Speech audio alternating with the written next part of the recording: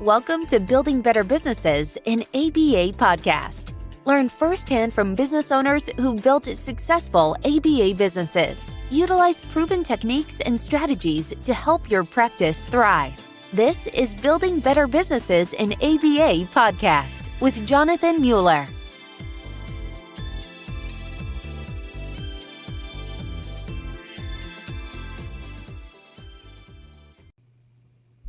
My name is Jonathan Mueller. I'm the host of Building Better Businesses, an ABA podcast.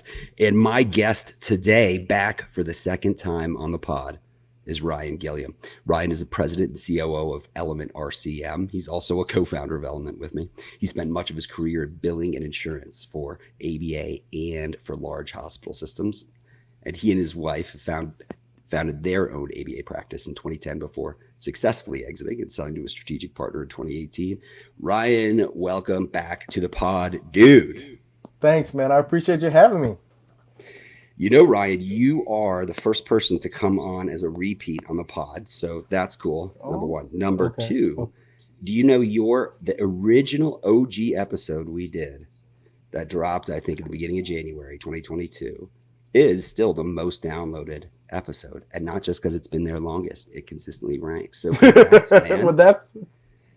Well, thank you. I think I was gonna definitely say it was because it's been there the longest, but no, I appreciate it, and hopefully we can repeat that success by putting out some really cool information today. Sounds good. I'm going to keep you humble though. And I want the whole world to hear this. Yeah. You know, we've got at Element, we've got a training, learning management system, and the expectations. Everyone's training every week, right? It's training something we do, not something we did. And I am still on the leaderboard ahead of you in the training. I just need the world to know that. Stay humble. Yeah. Yes. Thank you for that. You know I'm coming for you. Like I hope you know that dart you just shot will come back to bite you. But thank you for that. I appreciate you humbling. Hey, so we're going to talk just more about revenue cycle, because there's all kinds of stuff that's happening in our field now, and things that are hard, that make it hard for ABA providers to collect cash. And so this just felt like an important episode to do. So, you know, you used to work for large hospital systems. I mean, like overseeing hundreds and hundreds of millions of dollars of AR collection and revenue cycle work. This was like big stakes stuff. And it just, you know, I mean, hospitals and the Joint Commission and the level of compliance is just at a different plane. It's like a whole different universe than, you know, where our ABA field is now. So tell me, how does like compliance look different in hospitals, and what could that mean for the future of regulation and revenue cycle in our field? Yeah, so the big difference, as you mentioned, was like the Joint Commission. It's not that we don't have that in ABA, right? We have the ACQ, we have the BHCOE. We have different organizations that have that compliance component to it, from a survey and standard and accreditation. But what the Joint Commission that does differently for hospitals is very simply, it ties their payment from federally funded sources like your Medicare and Medicaid to their survey or their accreditation. Right. So when the Joint Commission comes in and you don't get a good score, you don't get money. So hospitals take it a totally different. So literally speaking, they have auditors going through pediatrics ward and finding out if every single thing that they have in their not just HR manual, but literally to the T, to the handicap accessibility in the bathroom, to where the syringes are being putting, like that's being audited in every single ward, every single department within a hospital of all hospital systems, and you don't know which one they're going to go to, so you have to make sure all of them are right. As a consultant and a leader supporting that, it was always a nightmare for about 90 days prior to that appointment. But once it comes, you're definitely excited to be past that part. So I once visited an ABA providers a couple of years ago. It's one of the few who is Joint Commission accredited. These are accreditations that we're describing.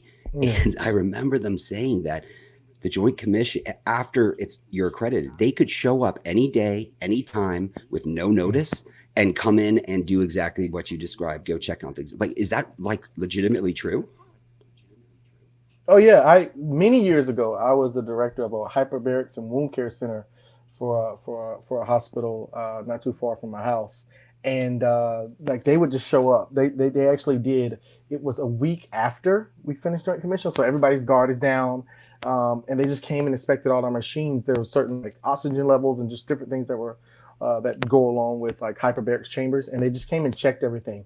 They checked all the equipment, interviewed team members again, like without supervision from leadership to make sure things were correct, and totally didn't see that coming, but they did it. We still passed, right? But it was just like the anxiousness and anxiety that's associated with that. Because I just want to like emphasize this again, like let's say that accreditation leaves or the score drops below the applicable like standard, right? That means like all of reimbursement for that entire facility is now dropped for federally. And think about hospitals. Medicare and Medicaid are their main sources, right?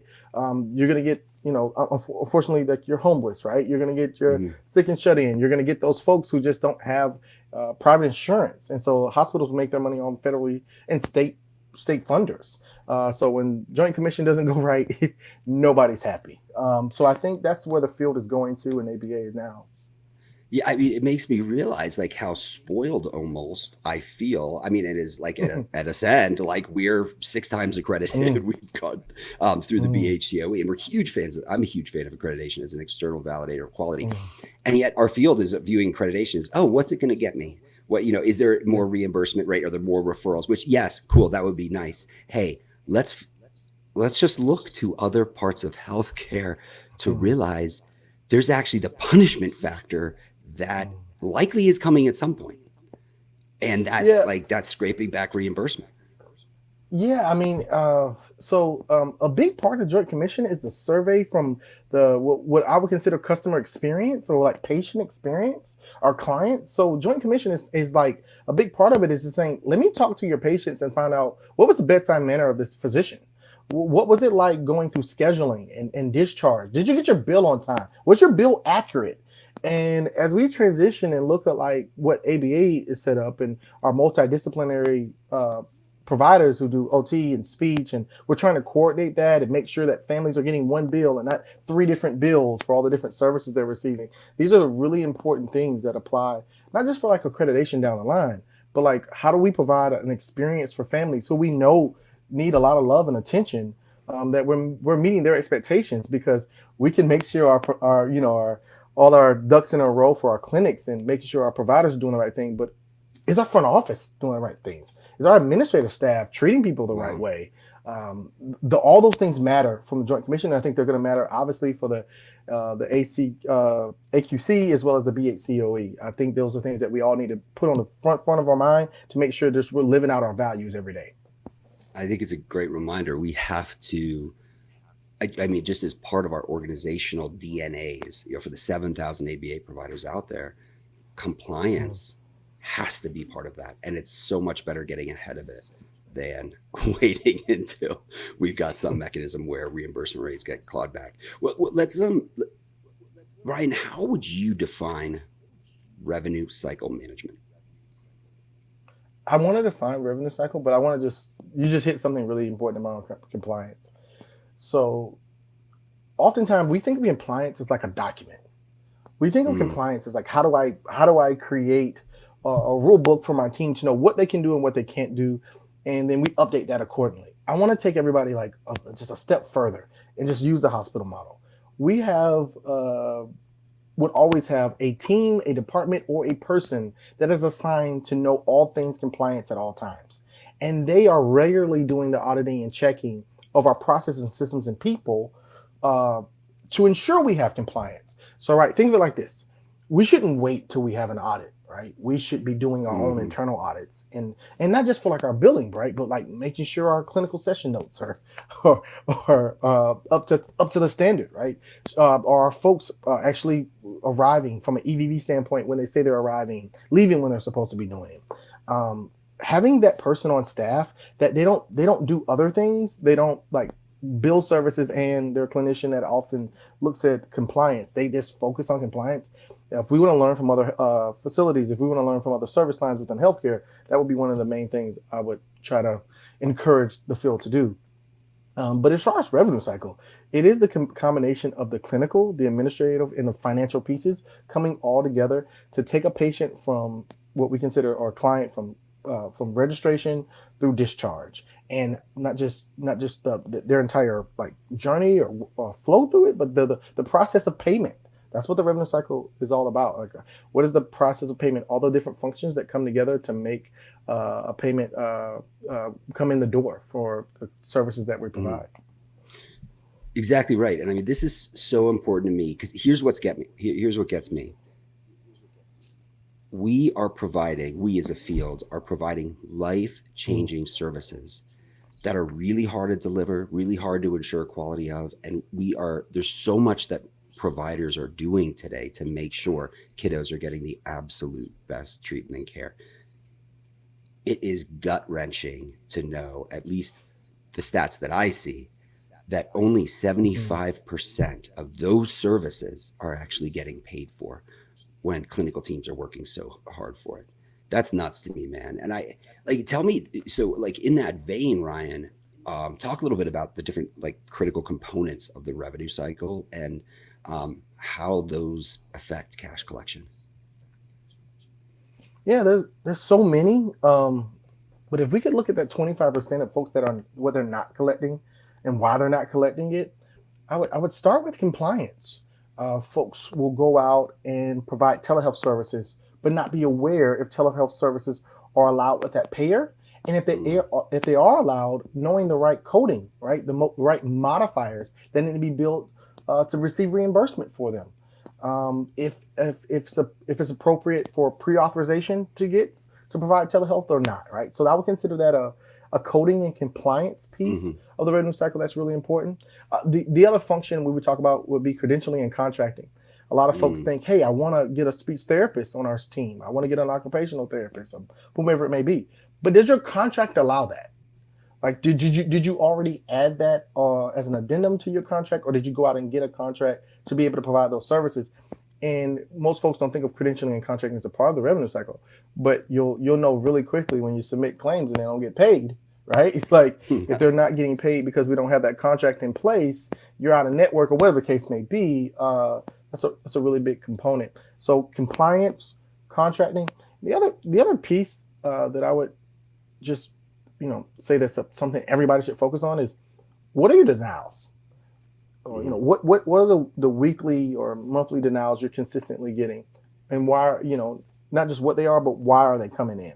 Is it because duplicate claims? And if you're talking about duplicate claims, are our 97153s going out at the same time? Or are you having a kiddo that's coming in for 6 hours of therapy with 3 hours apiece with a different provider, right? And we're billing one provider because they converted their sessions in our practice management system. The other provider hasn't converted their sessions, so you're billing them separately. And because you're billing them separately, the payer's receiving them, and they're saying this is a duplicate claim because it's the same date of service. Well, it's really not a duplicate claim.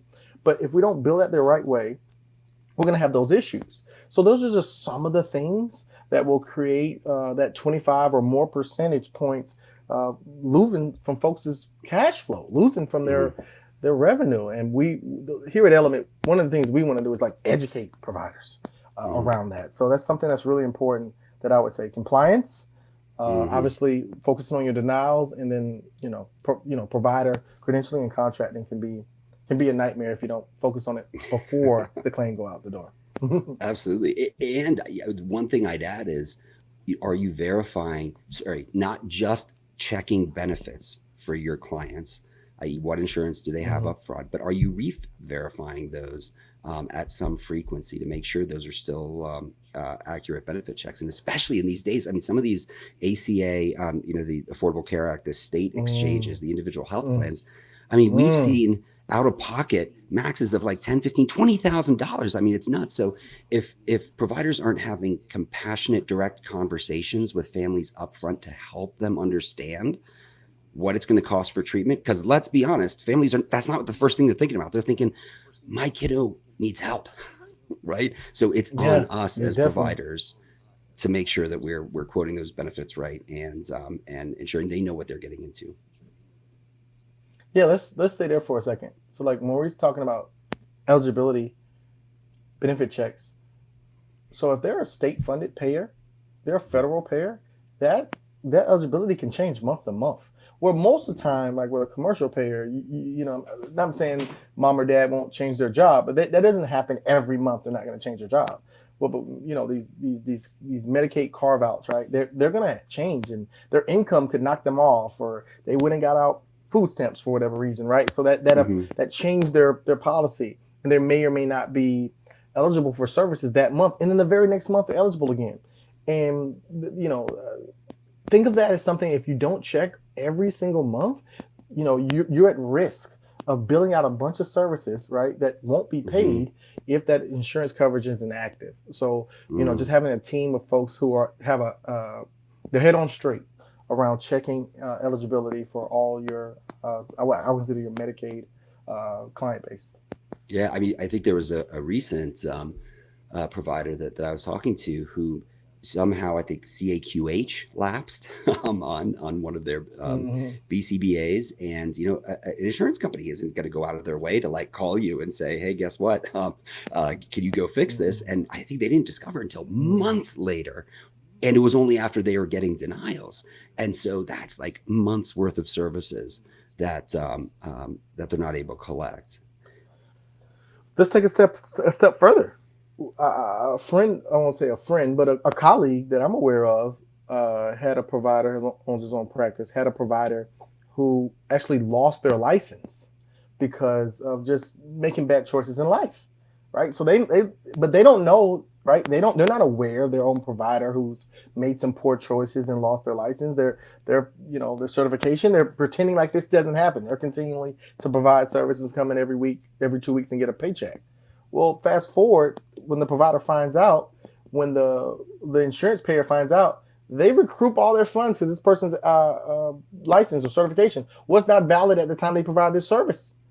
So, I mean, think about all the burdens we have as owner operators. Think about all the things we have to be mindful of. And this can get extremely overwhelming.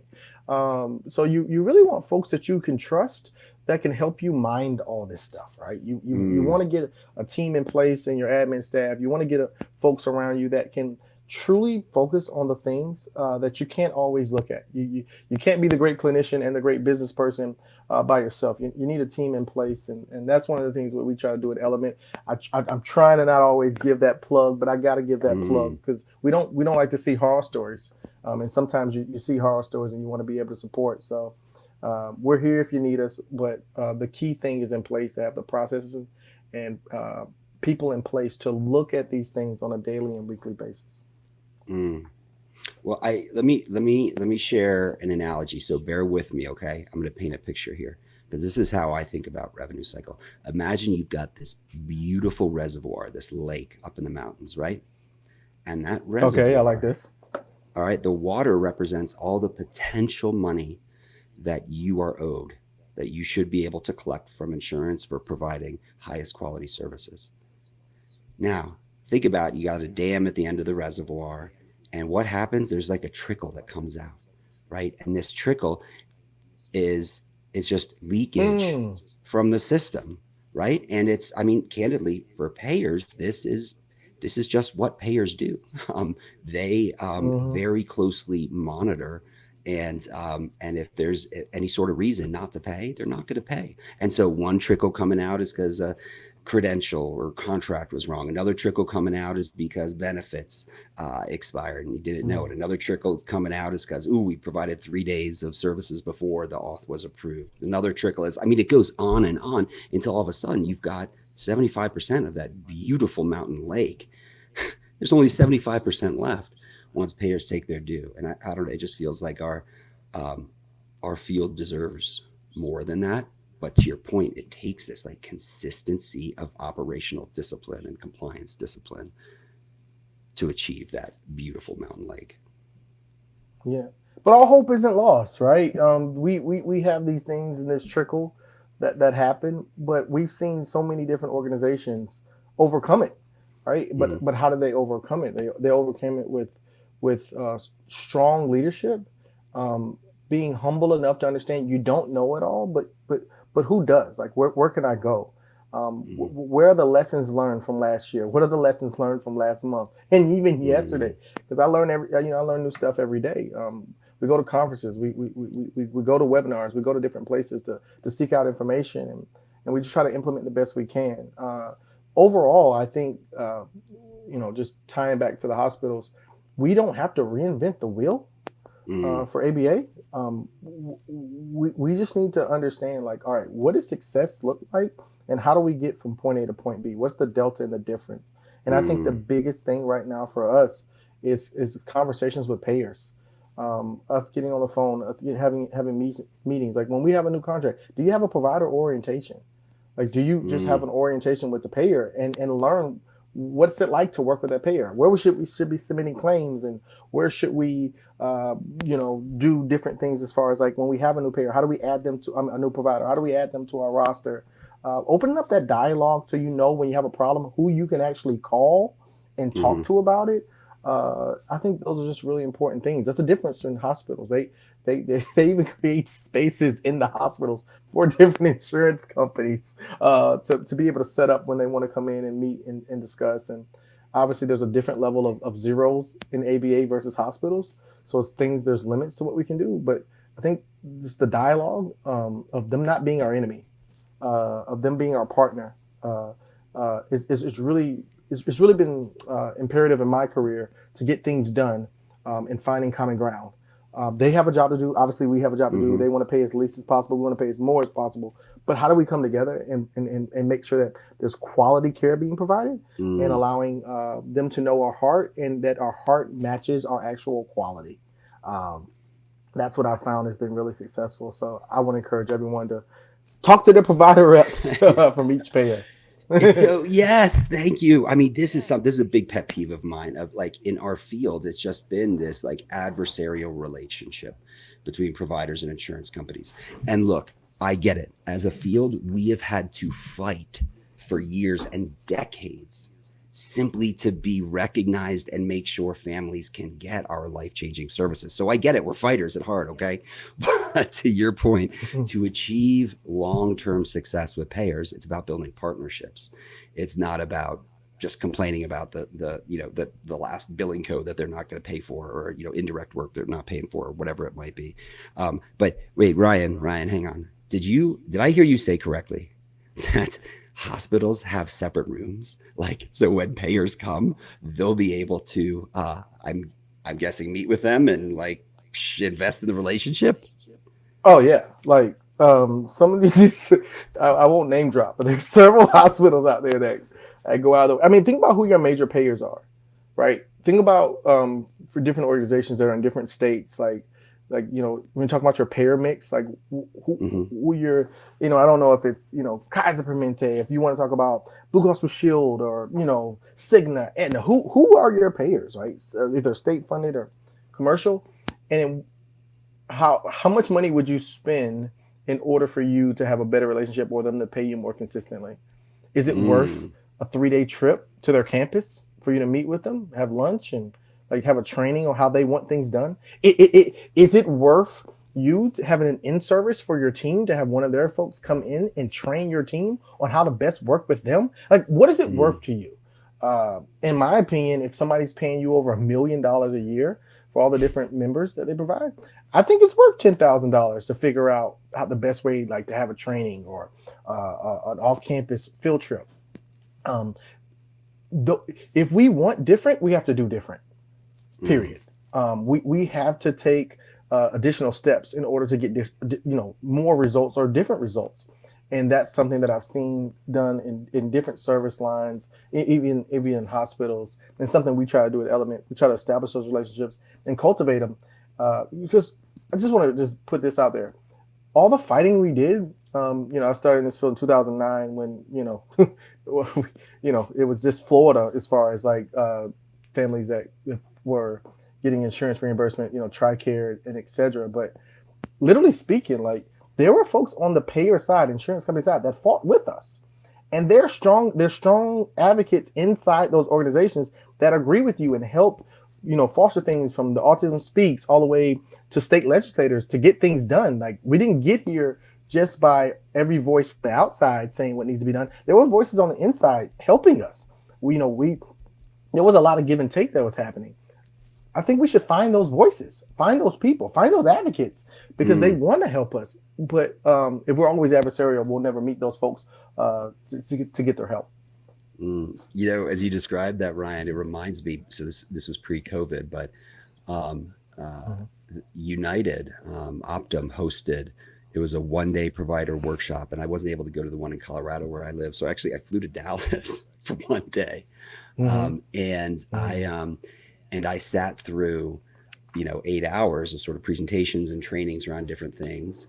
I'm going to be honest, like the work we do in revenue cycle is kind of unsexy, right? It just requires this consistency and discipline. So do I remember any of the specifics of what I learned 4 or 5 years ago? No, I remember zero of that.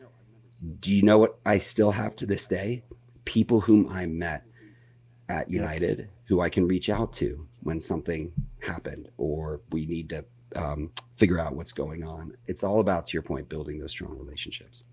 Do you know those random emails you get like once a month from a payer saying, hey, we're implementing this, starting next, month, and this will impact these providers. And you're like always indifferent around, does this apply to me? Does this not apply to me? Should I be doing something? Should I be telling my staff?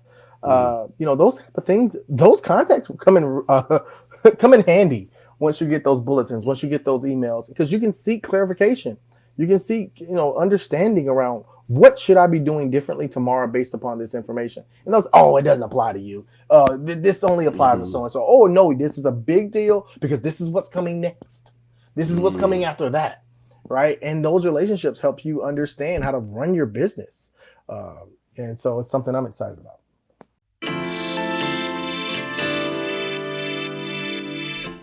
ABA practice owners, are billing and insurance issues getting you down? Well, let me tell you, Element RCM is your answer. Element provides world-class revenue cycle management services, contracting, credentialing, authorizations, billing, and more. Element's your partner, so you can focus on what you love to do, providing the highest quality services to your families and clients. Element's a preferred partner of the Behavioral Health Center of Excellence, and its founders have nearly 20 years of experience owning and operating successful ABA organizations. They understand you. They know that every dollar counts, that integrity is everything. Element works with any practice management system, and Element's not a vendor, they're your partner. So find out more and take a free revenue cycle assessment at elementrcm.ai.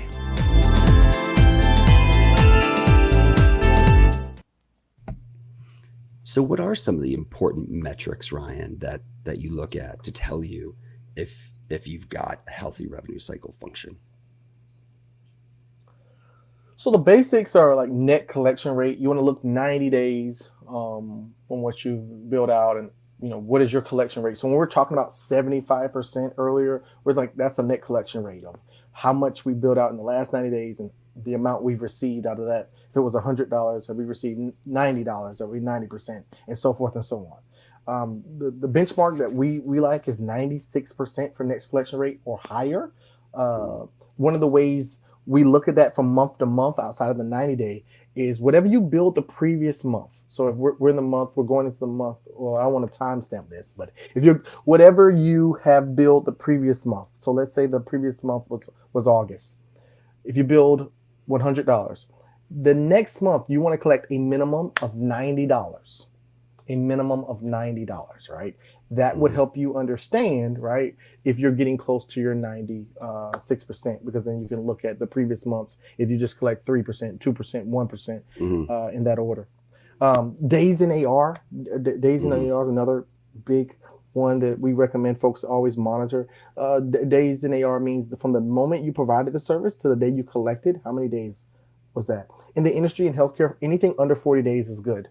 Within ABA, with some of our payers paying every 7 to 10 days, we like to have it under 30, right? Under 30 days or less for days in AR. We've seen folks based upon if they have ERA set up, if they have electronic payment set up, that their days in AR can be really high. 60 days and different things we've seen in different organizations throughout the country. And the third thing that I would always recommend people, besides days in AR and net collection rate, is your denial rate. Everything from your clean claim rate, how many claims are you sending out, and you want to be 95% or higher from your clean claim rate, but in your denial rate, you want to have under 5%. So of all the claims you build out in a period of time versus the denials you got back, is that number under 5%? If it's under 5%, it's healthy. Doesn't mean that there's not improvements you can make, but if it's over 5%, that means you're right. Remember, we're not on target to hit our 90% of the previous month and hit our net collection rate that we're talking about over 90 days. So I hope that wasn't too much information, but those are the targets that we'd like to look at. It's so important. I mean, just starting with, are you measuring it? The same way as providers, we're going to measure our kiddos' outcomes. How are we doing in developing the skills that we've signed up for in our treatment plan? How are we doing in behavior reduction? We're taking data all the time. That same data needs to be taken on our revenue cycle. And I would say for any provider out there, you mentioned ERA, electronic remittance agreement. If you are receiving manual checks from your payers, please stop, reach out to them, set up ERAs so you're getting it electronically. Hopefully your practice management system accommodates that, because guess what? That's one of the easiest ways. Number one, to increase days in AR. And then number two, checks get lost in the mail. Offices move, things happen. So that's something that we can do to zip that in. And I want to share. So we have one of our sort of advisors, our gurus at Element is Dr. Nathan Unruh, who actually is in a totally separate field. He's a chiropractor, but he's been instrumental in being an advisor to us. Anyway, he talks about leading and lagging metrics. As you described, net collection rate, days in AR, those are lagging metrics, right? That stuff's already happened. And what's so critical about the denial rate you mentioned and getting that under 5%, right? Or the flip side of that, getting clean claims rate up over 95%. That's a leading metric, meaning that will predict what your AR levels will be. So the better you have, the higher the clean claim rate you have, the lower the AR. And the definition of a leading metric is it's predictive and it's influenceable. That is, it tells you about the future, number one, and two, you can actually act on it. Let me make this personal for everybody. One thing I know, everyone listening to today that's an owner operator of an ABA practice, you check your bank account every day. You can't tell me that you do not check your bank account every day. You do it. You check your bank account because you're like, hey, how much money came in last night? How much money came in today? So this is what I want you to do. I want you to come up with the number you need for payroll, expenses, on your P&L. It tells you how much you need for that month to be successful, right? You need 100,000, you need 50,000, you need 10,000. Doesn't matter the number you need to come in. And we're going to divide the number of days in a month, excluding Sundays. So we're Monday through Saturday, Saturday through Monday. So let's say there's 27 days in a month, excluding the Sundays. We're going to divide that number into 100,000 if that's the number you need, and come out with what our daily deposit number we need. All right. So let's pretend that number for us is going to be $10,000. We need $10,000 to come in every single day in order to hit our goal by the end of the month. So a leading indicator for you is when you check your bank account, did $10,000 come in? If it did, you got a leading indicator to let you know you're hitting your goal. If it didn't come in when you check your bank account, right? Hey, what's going on in the system that won't allow that? Now, hey, some of you guys, I get it. You have a short number of payers. Some of your payers pay on like Wednesday or Thursday based upon that Medicaid payment we all get excited about or whatever it may be. I get it. So you might have like really high payments that come in one day and then like small payments the other day, but the average is the same. That's what Jonathan is describing, a leading indicator. So you're already checking for your leading indicators, but just put it in an Excel spreadsheet. Look at it. Look at that data so that can help you make decisions. Because we don't want to be surprised about payroll 2 weeks from now, right? We don't want to be surprised about payroll a month from now. We all know what it's like to have cash reserves, and we don't have to think about it. And we know what it's like for cash to be tight. We've all been there. So if you're in that spot, start taking the number of days in a month based upon what you are expecting or need in order to be successful to pay all your bills, and find out what your daily deposit number is going to be. What is that number you need to do? So when you check your bank account, what should make you smile or not, right? So sometimes you don't know if it's good or not because you don't have visibility. That will help you know if you're if you're healthy or not. So well said. I mean, I know all of us, or so many of us, these values aligned leaders, and we got in this field because we're passionate about providing service. We didn't get in to like make a ton of money, right? And if you're not able to pay your teams that next payroll, like then no money, no mission. So it's really important. And something at Element we do, and I'm not suggesting that every ABA provider needs to do this, but to your point, at the end of every day, we're sweeping every ERA and we're doing payment posting, which is, again, this is not the unsexy work of just saying what money came back that a payer told me in this ERA that is going to get paid. Have I matched that up to the claims that I submitted however long ago? And there's this payment posting and almost reconciliation function so that every morning, I mean, you and I are on a daily huddle 5 days a week. We're brothers. And those are fun because we talk a lot of trash too. But we are looking at that daily cash collection rate. And that, you're exactly right. That's an important leading indicator. So let's talk about how this is actionable for 1 second. Well, and I know we got to move on. This is actionable because let's pretend you were expecting that Medicaid payment to come in. You checked your account, you checked your practice management system. It didn't come in. Well, you know now to go and talk to whomever that handles that for you. Hey, go get on it immediately. That's a difference between a leading indicator and a lagging indicator. A leading indicator can direct you. You have the opportunity to direct your team or yourself, your actions around what you can control. You can control that. So now you can go, hey, let's fix this, let's adjust that, and let's get on top of it. What we typically look at outside of leading indicators or lagging indicators, the work's already been done. There's nothing we can do to change last month or last week. We can't adjust those things. So the things that come in each day, they're actionable. You don't just want data. You want data you can act on. And that's really important while we're trying to emphasize the leading indicators. Because now, hey, my team, stop everything you were working on. I need you to go do this now in order for us to be successful. So yeah, that's really important. You know, what are some of the things, Ryan, that a provider can do to stay compliant with their revenue cycle and billing functions?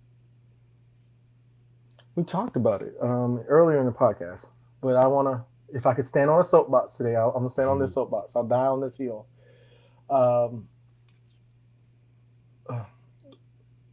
Hire or retain someone on your team to focus on compliance, to and not be an afterthought or something you're doing reactive, and it be something that you build into everything you do. Think about the time and energy we spend to just get ready for B8 COE, right? Or the the ACQ, right? Think about the time and energy we spend into that, right? So for those 3 months, or like it's all everyone's thinking about, right? Just to make sure we get that accreditation. That's the same energy we should have, or at least one person should have on a day-to-day basis around the compliance function. Because let me tell you something, it changes every day. Every day, a different payer is doing something to make it harder for us to collect. That's their job. That's what they do. So I think what we can do is not assume, first thing, don't assume that we can give something a quarter of our attention and expect it to deliver high yield results. That's just not what we've learned, right? The law of diminishing returns, right? Like we know that doesn't work for us long term. So we have to put the right time and energy and effort into it. And I think that's by designating a person. Now, I know what you're going to say. I don't have the budget for it, Ryan. That sounds perfect for hospitals. They have all that money. Let me tell you the difference. Let me tell you right here. All right.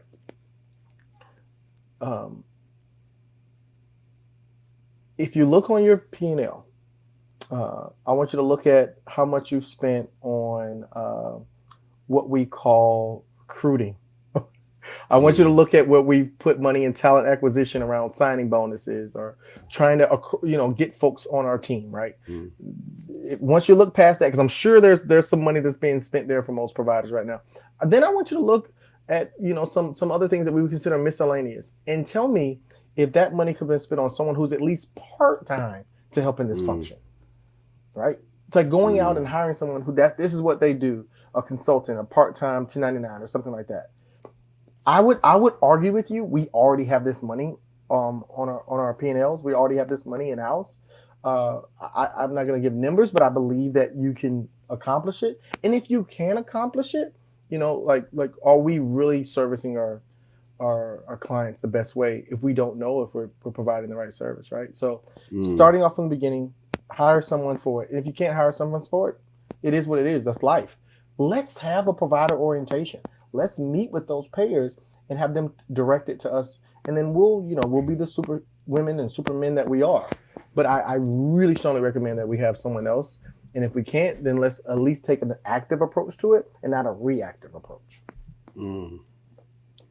So next question I'm going to ask you, I'm going to provide some context first, but I want to know more about what you would say to someone who's considering outsourcing their revenue cycle function, because this is a really, really big question. But before we do, one of the things, Ryan, that I am most passionate about is this idea of operating as leaders at the highest and best use of our leadership and license. And so what I found as an entrepreneur, as a practice owner, you're cursed with competence. You've been able to build this extraordinary organization. You deliver high quality services, change lives, create this culture for your teams. Like, you can do everything, right? And are you the expert in each one of those things? That's the question. And so for any ABA practice owner, I want you to do this exercise. Calculate the value of 1 hour of your time.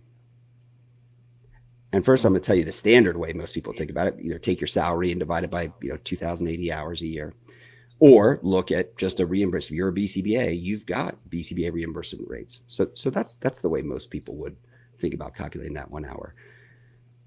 But there's a more important way, and that is think about someone whom you've lost close to you, a loved one. How much would they spend? How much would they value spending just 1 more hour with you? And practice owners, that is the true value of your time. And look at all the rest of, you got 100, you got 1,000 things going on every day, every week, every month.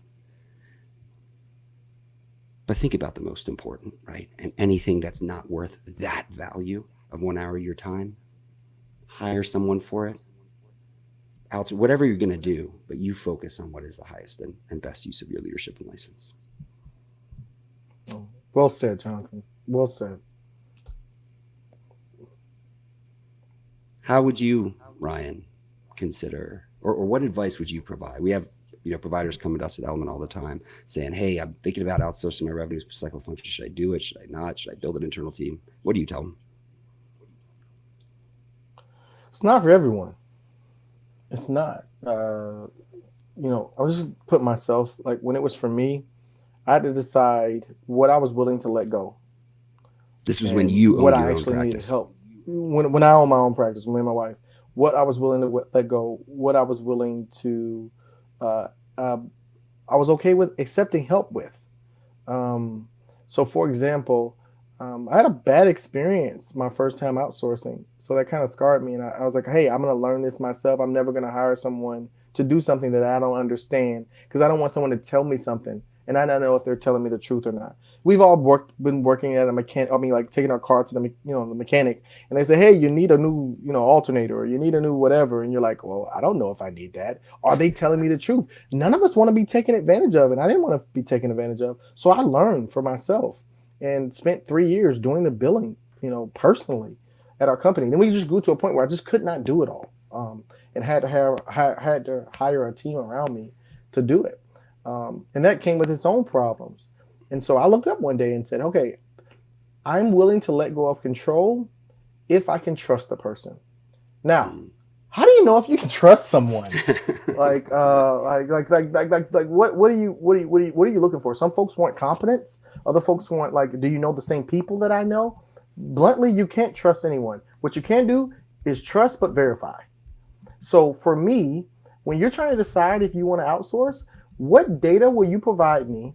What visibility will I have access to? What transparency can you give me so that I can show, or that I can feel better about you doing what you said you're going to do, period. So it doesn't matter if it's the best person in the world, because we have the Bernie Madoffs of the world, right? Who just were just extremely good and everybody wanted to work with them. But there was no transparency around what the work they were actually doing. We just had to trust them. So if you're interviewing other folks and trying to decide to work with them, I want to know about the reporting system. I want to know about, hey, what can I see? What can I touch? What can I feel to reassure me that things are operating the way they should be operating? But if you can't let go of control, if it's just not a place where you are right now in your career and in your life, don't outsource, because you're going to be miserable the whole time, and it just won't live for a good partnership. But if you're open to it and they have the right tools and resources in place to give you the visibility you need, where you can establish trust over time, then I think it might be something you should consider. Well said.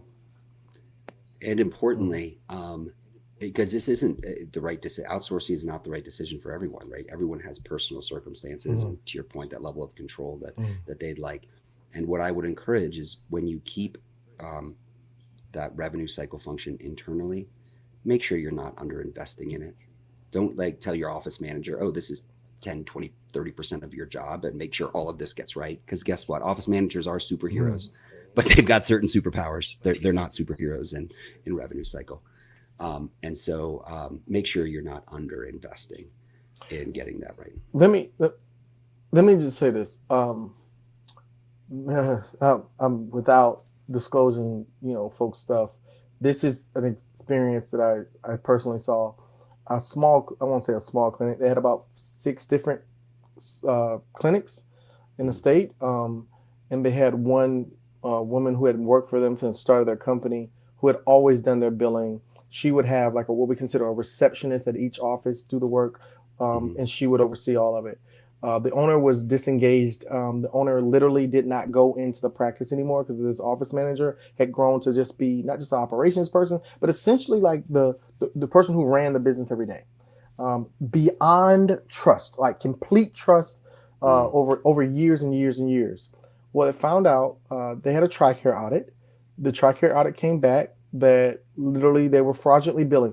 The woman did not intend to fraudulently bill. She just didn't have any checks and balances in place. So the owner now has to pay millions of dollars back over years of periods of time. And because it's TRICARE, they're considering like prosecution, because they believe it's really bad. It's egregious. And my point of sharing that is, like, you're going to have the same issues with your internal team if you don't have those same controls in place, if you don't have the same visibility, if you don't have processes and systems where there's checks and balances. It's not just about, if I outsource and have this issue. You can do the same thing with your internal team. They could be posting payments wrong by just somebody just making a rounding error, and it impacts your QuickBooks and impacts your payroll. So we need transparency. We need visibility. This stuff can't be a black box, no matter if it's internal or external. No matter who's doing it, you have to be involved enough to where you understand it and you can touch it, and you can, we can't unfortunately, we can't walk away from this part of our business. No matter who you're working with, folks you hire or folks you outsource to. It's such a good point, Ryan. And I think what a lot of this is not meant to be like scare tactics, but this is really important transparency that our field needs to understand, is that if you screw up with a commercial payer, do something unintentional, okay, you get an audit and you have to pay some money back. But with Medicaid, with TRICARE, that could be the difference between not just paying money back, as you point out, but it could be prosecution, right? So this is like high stakes stuff that as our ABA field matures and we begin to look from a compliance and regulatory perspective, what the rest of healthcare looks like, which, to be clear, is coming. Like, these are really important things to understand. Ryan, where can people find you online? LinkedIn, Ryan Gillian on LinkedIn. I would love to connect with anybody who wants to talk. I used to be really active on LinkedIn, but I'm trying to get active again. So hit me up on LinkedIn. Awesome. And certainly elementrcm.ai is where this podcast episodes are hosted, and where there's plenty of other resources. So, Ryan, are you ready for the hot take questions? Oh, this again? Okay, I changed them up this time. I've changed them up this time. So here we go. Rapid fire. Ready. Okay, I'm ready. You're on your deathbed. What's the one thing you want to be remembered for? My faith. What's your most important self-care practice?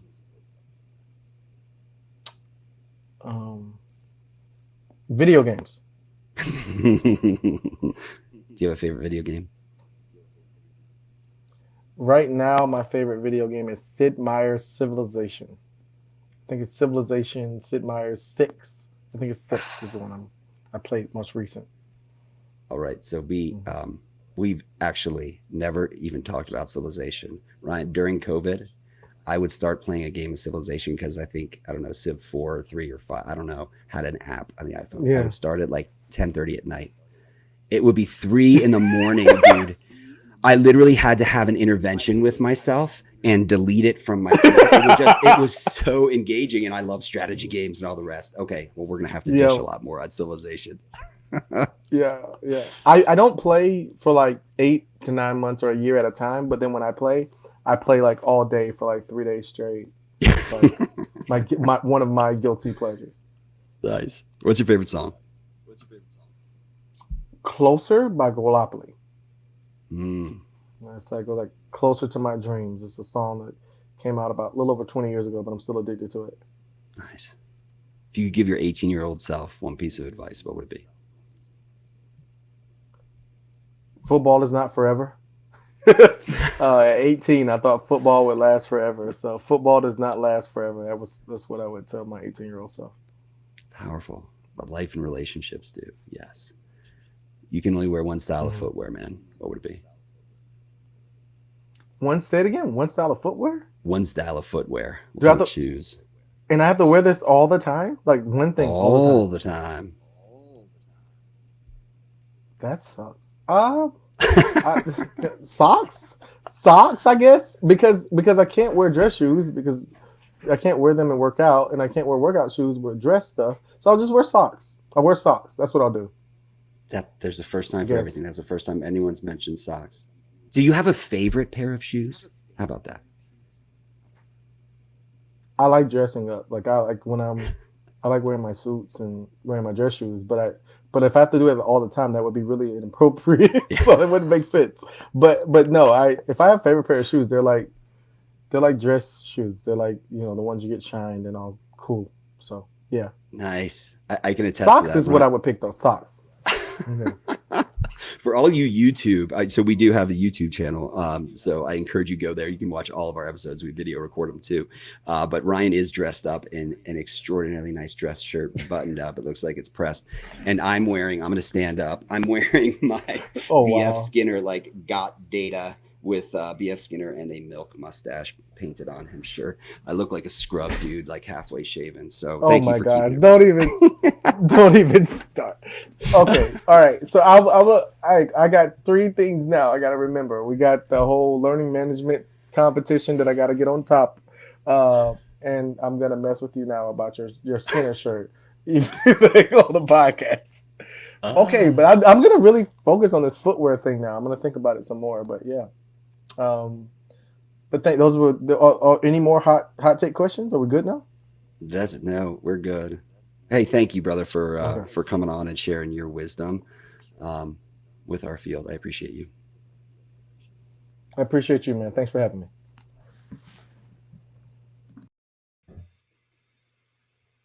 What up, listeners? Hey, I got something for you. If you like my Building Better Businesses in ABA podcast, you're going to love the Behavioral Observations podcast with Matt Sikoria. So I recently met Matt at ABAI, and let me tell you, I was just an instant fanboy. Matt's the real deal. His pod is all about stimulating talk for today's behavior analysts. So session 191 on his pod is on the behavior analysis of lying. That's right, lying. How awesome is that? Who does that? He also talks social skills, ACT, FAs, and so much more. His guests include Greg Hanley, Jonathan Tarbox, and other legendary names in our field. And as a BCBA, you can even get CEU credits through Behavioral Observations. You can find Matt and the Behavioral Observations podcast on iTunes, Spotify, Stitcher, or your favorite podcast channel. Enjoy, friends. Thanks for listening to Building Better Businesses in ABA podcast. Stay tuned for our next exciting episode. In the meantime, please like, subscribe, share, and comment. We value your feedback. Don't forget to follow us on social media at elementrcm.ai.